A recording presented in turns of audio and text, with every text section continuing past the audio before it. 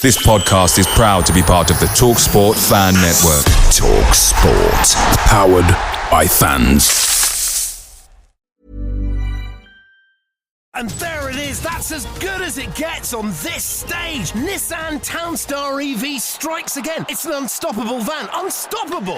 Just fantastic. You can actually see the Pro Pilot technology in action. Effortless parallel parking. It moves with all the confidence that comes with a 5-year warranty. And with a bench full of all-star van experts, there's real strength in depth here. That's all-star quality. Search Nissan Townstar EV and visit your local all-star van centre to see for yourself.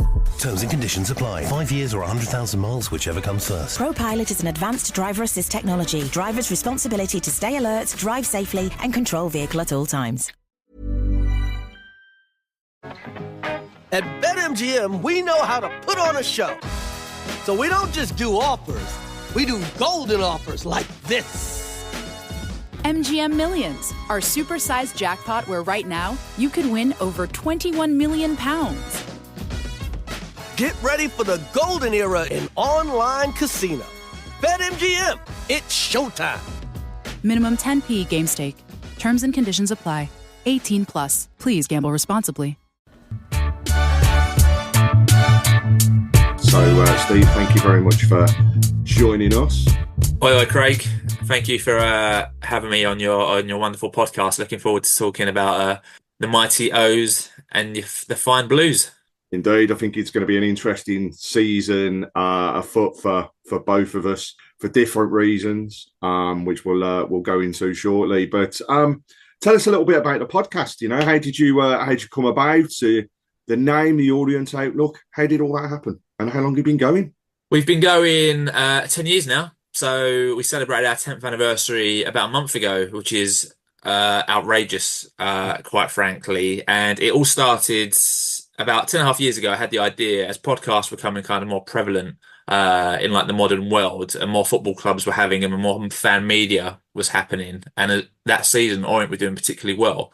And I remember vividly, like, we beat Colchester 2-1, and we got 2 fanzines, or had 2 fanzines at that time, the Orienteer and Pandemonium. And I remember after that game, just buzzing, read both fanzines, which came out like on a monthly basis, and I just thought, what else is there for me to consume as an Orient fan at that point? So that night I had dinner with a good friend, Paul Levy, who is the co-host of the Outlook, and said, mate, we talk about Orient a lot.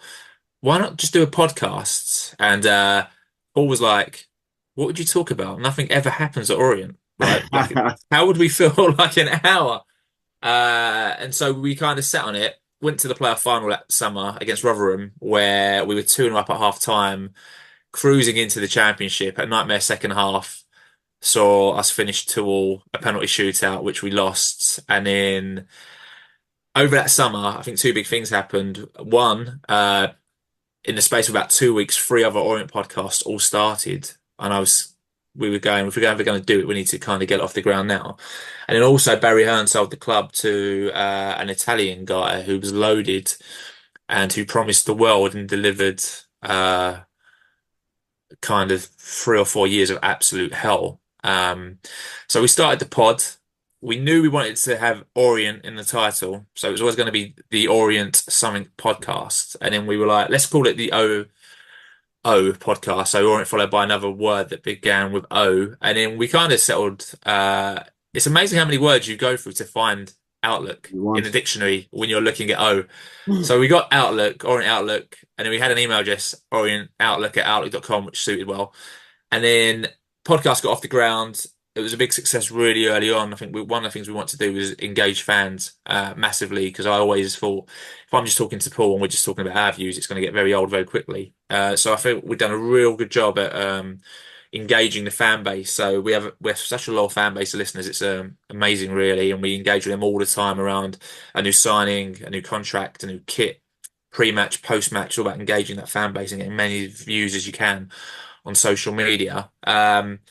And in the last 10 years, I mean, you couldn't have picked kind of a better time to start an Orient podcast. We've seen 2 championship winning seasons. We've seen 2 relegations.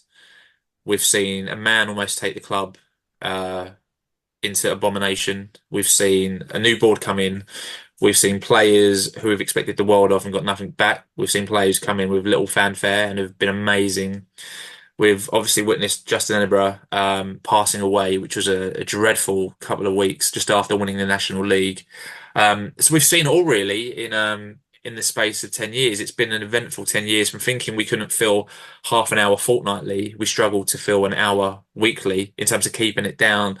And it's just been amazing. You kind of get recognised around the ground.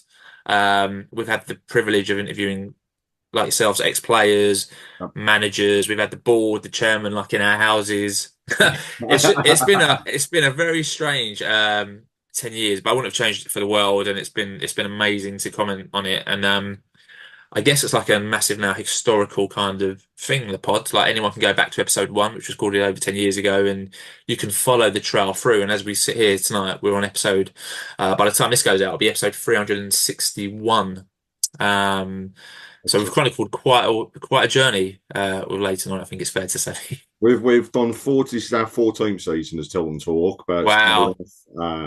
It's, again, chatting to the Reading guys, it's such a similar journey for us as football clubs, having owners that promise the world and give you absolutely nothing, and very, very similar, we've been close to going out of business on a couple of occasions, been saved first time by David Sullivan and what was David Gold, sold to Carson Young, won the cup, and then looked down since then, and unfortunately then ending up with that relegation at the end of last season. But Birmingham, I think it's fair to say, is on the rise again. That's the way we want to look at it, and formed a phenomenal squad we'll go into shortly, and looking forward to a continued improvement throughout the season and seeing what we can do. So, I mean, it's been a while since we played each other, and it struck me really when I went back through the history of just how far back it has actually been. And I mean, firstly,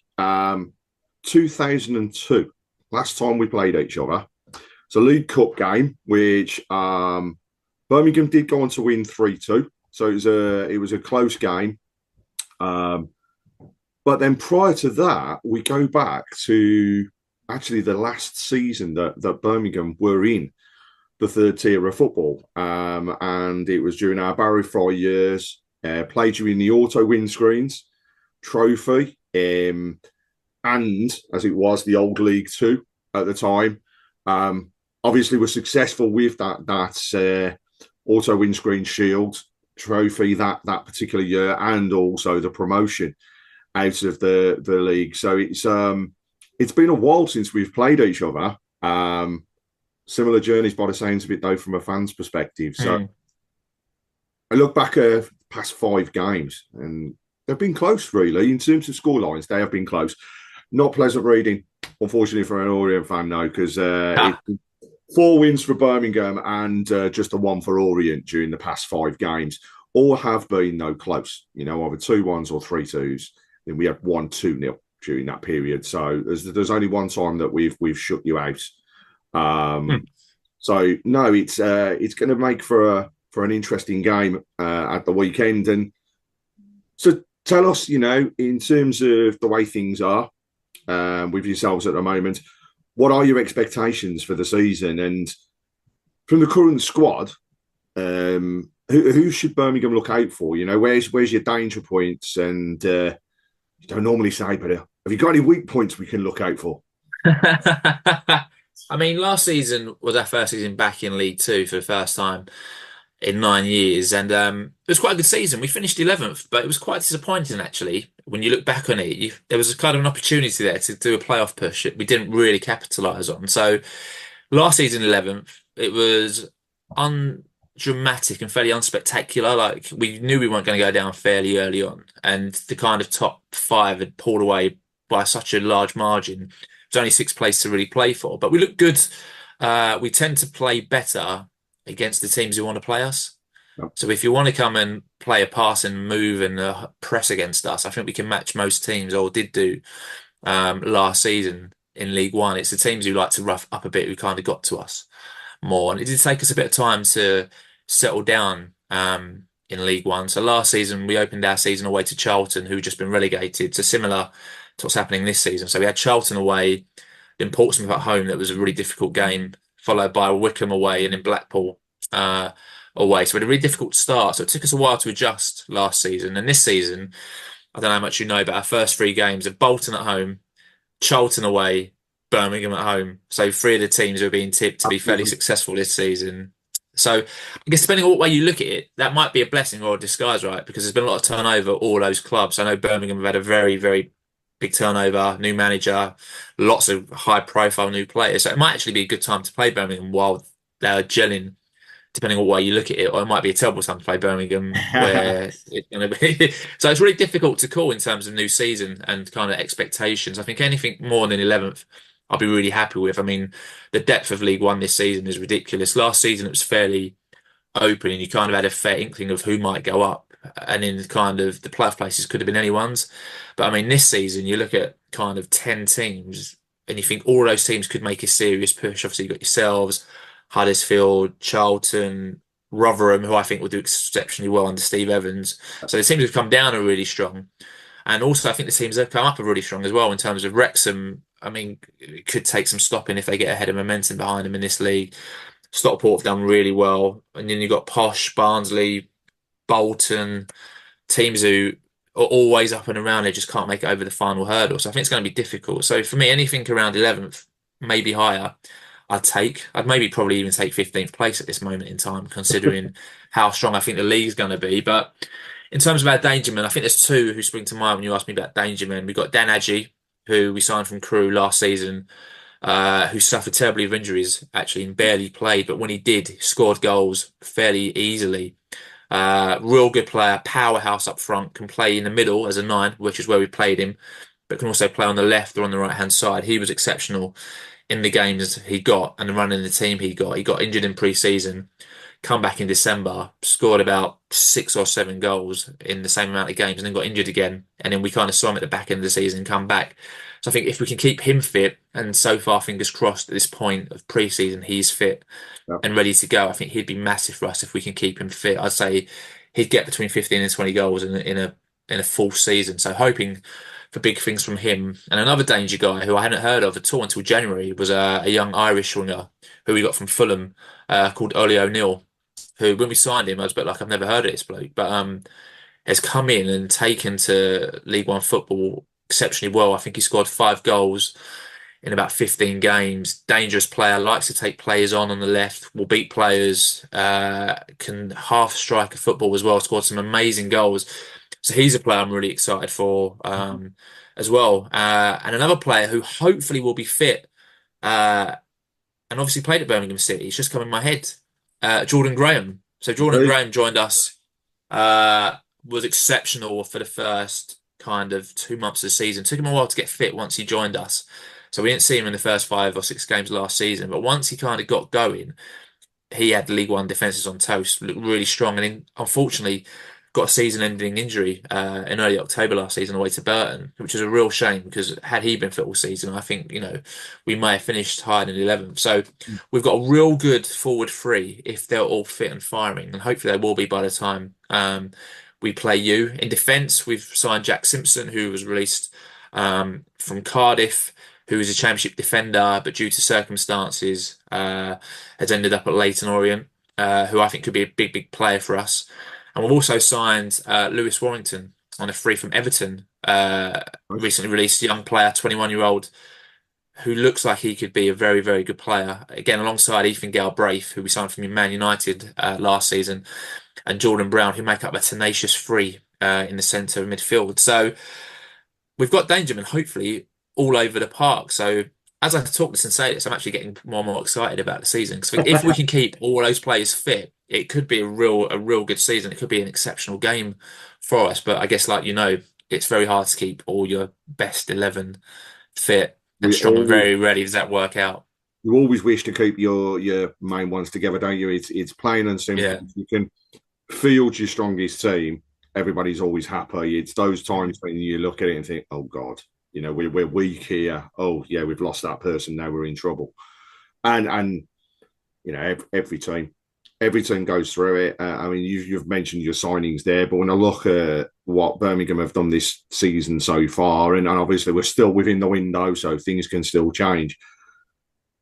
But the new manager coming in Chris Davies, has just set the stall out, which is he wants basically two people for every single position. And those people have got to be equal in terms of ability, equal in terms of tenacity and fighting to be in that starting 11, which is something that, when I go back over the years, we probably haven't had at Birmingham. And there's been a downfall of ours, despite the fact that we've had some great players. Jordan Graham being one of those players who was a true gentleman when he was at the club. I had the privilege of meeting him at the Player Awards. And he was, always open to coming and speaking. And it'd be good to catch up and see, hopefully he doesn't come and tear us to shreds when we do play each other. We got some, players that have overlapped in the past. Again, quite tough because of the gap that we've had between the clubs in terms of the years and the seasons that we've played each other. So just a little bit of a challenge for you. You've mentioned one already, all right? So I'll give you a head start. You've already mentioned one in Jordan Graham, being a player that has represented both Orient and Birmingham. So my question is, can you name three others going back over the years?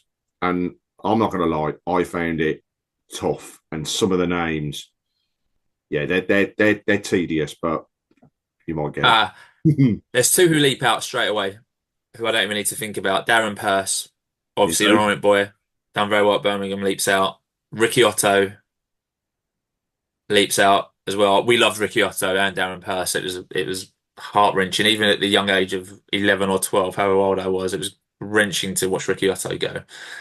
Jordan Graham was an absolute fluke. It wasn't until I was talking about him and I thought, oh, actually, he's a Birmingham lad. A fourth one, did Shane Lowry play for Birmingham? Or Gary Barnett play for Birmingham? I did indeed.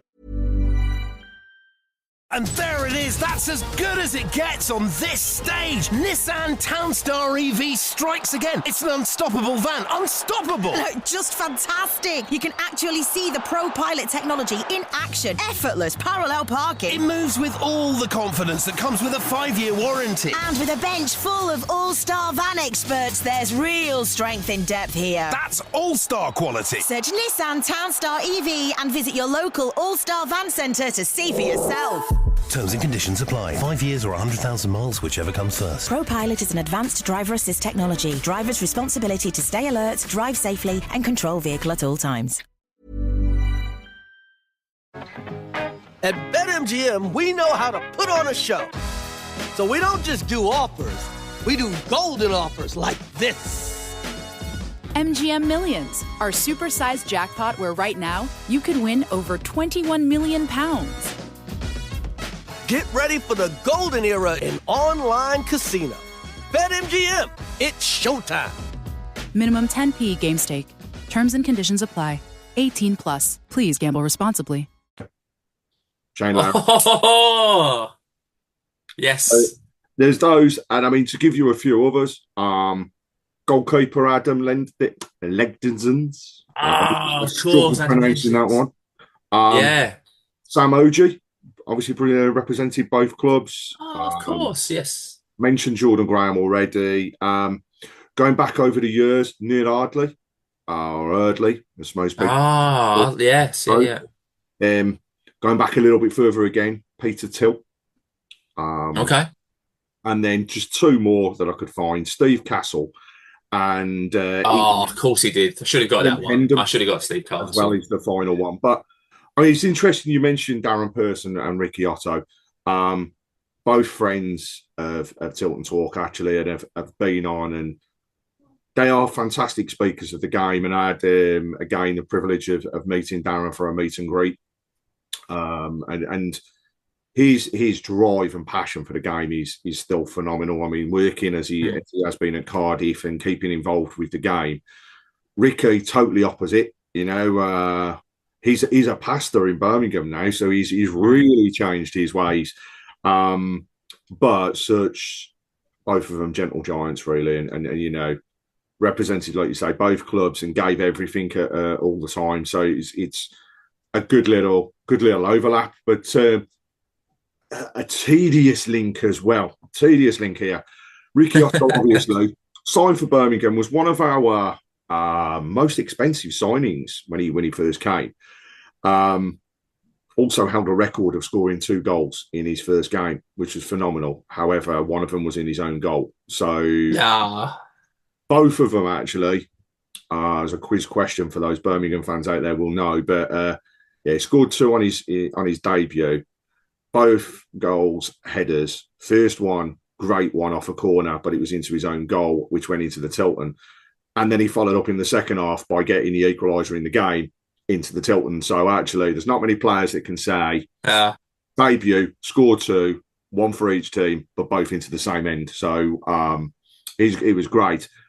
The tedious link to that is in the manager at the time, which was Barry Fry. So what I managed to find out, just going back across the history again, was that whilst he hasn't been manager, and in fact we haven't had any managers that have overlapped between Orient and Birmingham across the years, but what we did have was Barry was our manager, and again, friend of the show, proper funny guy.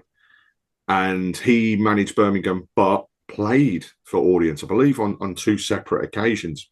Did? So, yeah, that's the only link in terms of management and playing styles that I could get between the clubs at any point.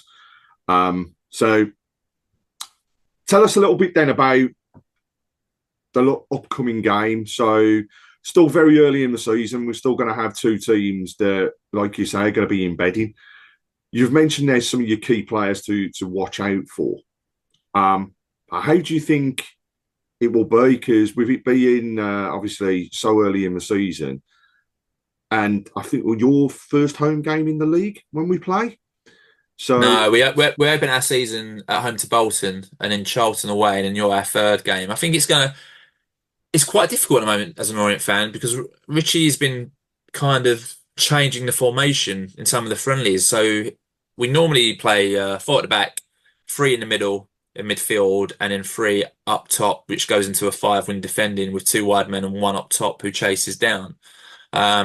He started experimenting with the diamond in midfield, and he's hinted he wants to play 2 up top because he thinks Adji, in partnership with Charlie Kelman, who's come back to the club on loan for a season off QPR, he thinks they're both capable of getting into double digits this season. I don't necessarily disagree with, but he's trying to get them to form a partnership. So at the moment, as it stands, we're not quite sure what formation he's going to go with. He does like to kind of fool the opposition and fool the local media sometimes, where he says he's going to do one thing and then you see a lineup and it's completely different to what he says he's going to do. So he might be playing devil's advocate. I think he'll start the season by doing his normal formation with 3 up top, with 2 wide and 1 in the middle. Jordan Graham's currently out, which might affect his thinking and his rationale behind that.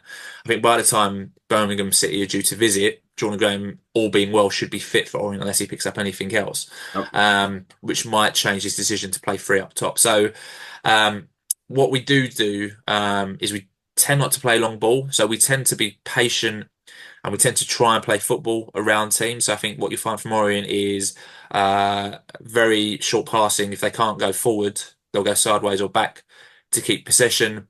And it's all about making the right passes, the right moves at the right time, which necessarily doesn't make for the most kind of attractive football at points, but it means you keep the ball, I guess, and knacker out the opposition.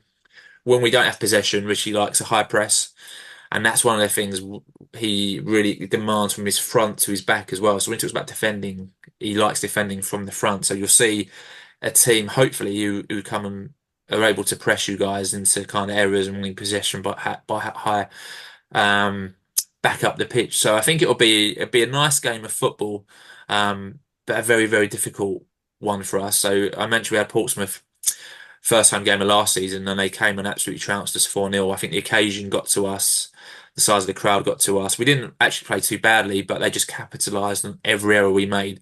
Yeah. Portsmouth capitalised and got a goal out of it. So I think it might be a game of fine margins. But again, last season, the bigger teams who come to Brisbane Road for the most part, once we found our groove, beat Charlton 1-0, we beat Bolton, 1-0, beat a lot of like the bigger teams 1-0, where we got a goal and just made it really hard for them to play against us, beat Blackpool 1-0. So there's a lot of games where if we take the lead, we're actually quite hard to get the lead back from. Yeah. But, it's very hard to look past Birmingham City this season. Like you said, I mean, the players Birmingham City have brought in just seem to be so much more of a high caliber than everyone else. And I've done a few kind of League One previews, and everyone is going. The second place team varies, right? So people have got either Huddersfield or Rotherham up from what I can make out as the top two. Maybe Bolton sneak in there. But everyone as a top one, everyone is saying Birmingham City. So I think it's actually going to be difficult for Birmingham City as a Yep. starting point. I think Birmingham will win the league, but I think they might not find their groove. I mean, last season, for example, League One, Cambridge were top after 3 games, Exeter were top after 4 games, 5 and 6. It wasn't until kind of the 10th, 15th games where it actually started taking a shape, which it actually stuck to. So I think it might take a while for Birmingham to actually kind of get ahead of the others, which I think might work in our favour for that game because it's still quite an early days, the sun's shining, everyone's still expectations, and you can't Indeed. kind of beginning of the season is quite hard to call and make out. And I think actually playing some of the harder teams might work in our favour in terms of like the levels we have to get to quite quickly.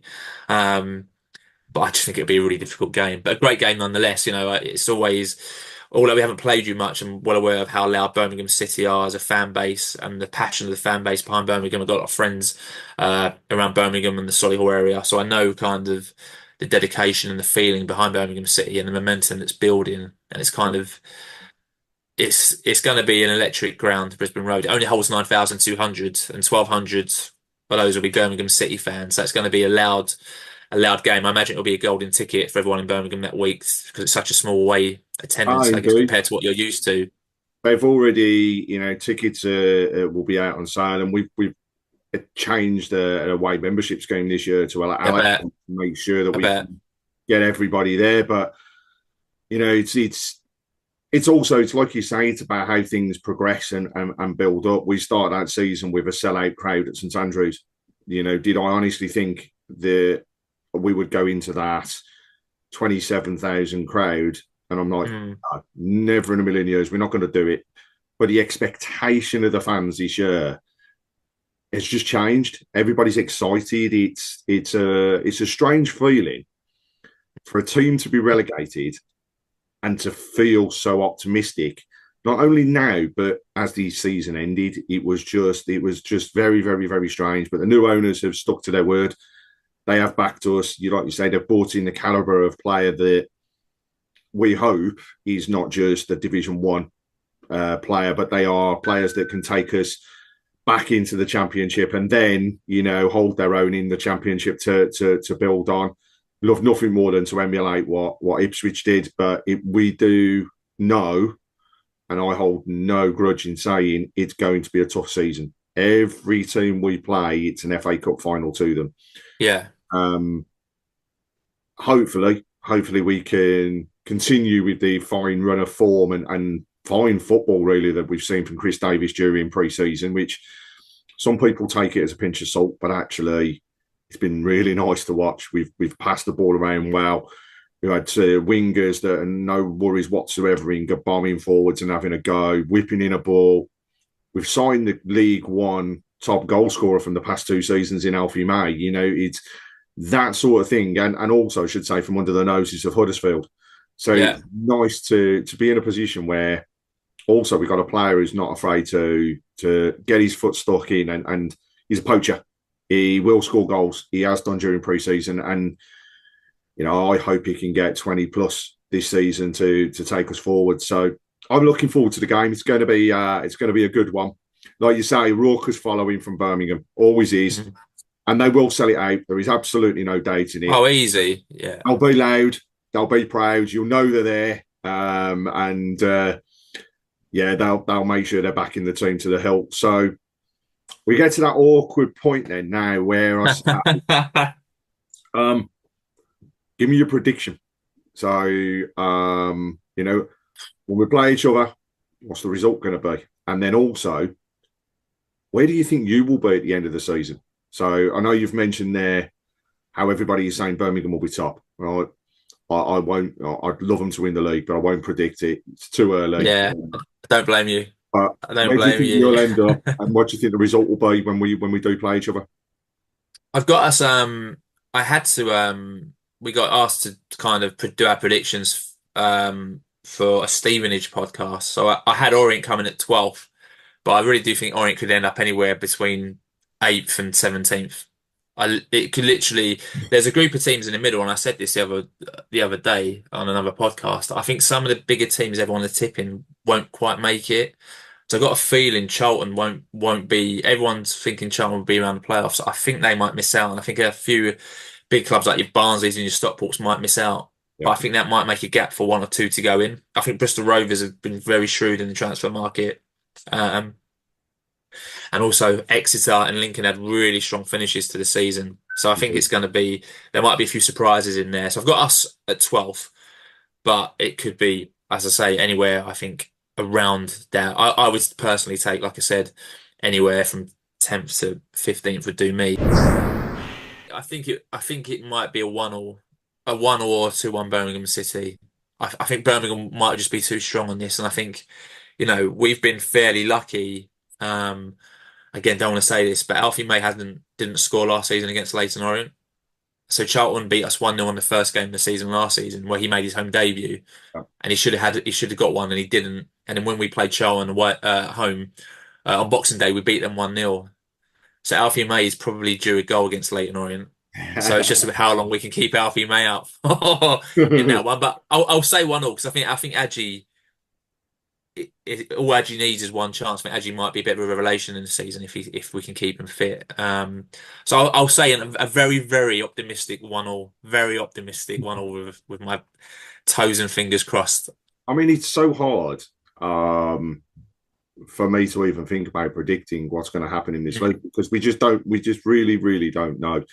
If we hit the ground running, we can go and spank teams. But I think we'll find it tough. My prediction, funnily enough, was to just scrape and literally scrape a 1-0.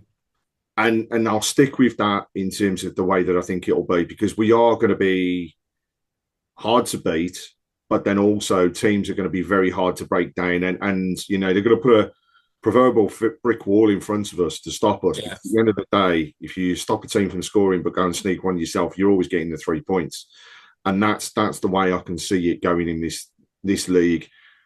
And I think you're right. I'll be very, very, very surprised if we come out sprinting from the blocks to start off with. There's going to be a lot of nervousness. There's going to be a lot of people looking and thinking, yeah, this is the time to play them and wanting to come and attack. What I do believe will happen, from what you said, is it will be very open. And an open game always makes for a good game. So now I'll stick with my 1-0. In terms of formation, couldn't tell you what Chris Davis is going to do because there hasn't been one game during pre-season where the team has stayed the same. Really, over to yourself now, just for some final words, what Birmingham fans should look out for. And of course, one major question that I haven't asked is, where should they drink before the game? There's loads of places when you come out of Leighton Station, you turn right and you'll be met with various bars. I mean, I've not been to Leighton High Street since the season ended, and it always seems to have a few new bars open up. There's a few good ones as you walk down. Away fans will be welcome in most places. I would say it's whatever takes your fancy. You got your choice from standard pubs to wine bars to Portuguese restaurants to pizza places. It's a very diverse high street, Leighton High Street. And obviously next to Stratford as well, loads of bars in Stratford, which is only one stop away on the Central Line as well. I think the things to look out for in the ground, I mean, last time I think we visited was 2002. So we got flats on every corner of the ground. So you'll be able to see the flats that you've never seen before. And if anyone was watching Sky Sports News earlier in the day, Orient launched their solar panels today. So we've not seen them yet, but there's solar panels on two sides of the ground, which are brand new and environmentally efficient and money saving. So those would be something that we'll be looking out for the first time early this season. But it's quite an old school ground, like I guess maybe a bit like St Andrews, where there are some modern stands, but the kind of feeling is an old school football ground, which I think you can't really beat. You can't really beat that feeling. But you'll be made to feel very welcome. Orient fans are very welcoming. I just got to say, I do wish you luck for the best of the season. Birmingham City should be nowhere near League One. You should be, you know, looking at the other end of the football spectrum. And I wish you well. Great owners, great football club, and I hope you get out of the division sooner rather than later. But I hope that when we play you, you go back to the Midlands. Maybe not too happy. It's funny because I always end by saying that I wish you everywhere and every team, the best for the season, but play your worst game when you play us on 2 occasions. Yeah. That's all But no, I think we're all looking forward to it. It's another ground that some fans have never been to, so they'll be ticking it off the list. And yeah, no doubt there will be a little bit of extra business to those pubs and restaurants in and around the area before the game. So thank you again, Steve, for joining us. Really appreciate your time and input. Here's to a great game. And I'll sign off as always by just saying good luck and keep right on.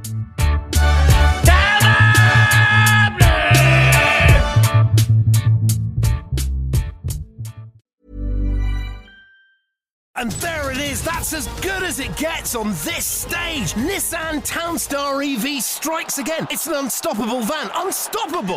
Just fantastic. You can actually see the Pro Pilot technology in action. Effortless parallel parking. It moves with all the confidence that comes with a 5-year warranty. And with a bench full of all-star van experts, there's real strength in depth here. That's all-star quality. Search Nissan Townstar EV and visit your local all-star van centre to see for yourself. Terms and conditions apply. 5 years or 100,000 miles, whichever comes first. Pro Pilot is an advanced driver assist technology. Driver's responsibility to stay alert, drive safely, and control vehicle at all times. At Ashley, you'll find colorful furniture that brings your home to life. Ashley makes it easier than ever to express your personal style with an array of looks in fun trending hues to choose from earth tones to vibrant colors to calming blues and greens. Ashley has pieces for every room in the house in the season's most sought-after shades. A more colorful life starts at Ashley. Shop in-store, online today. Ashley, for the love of home.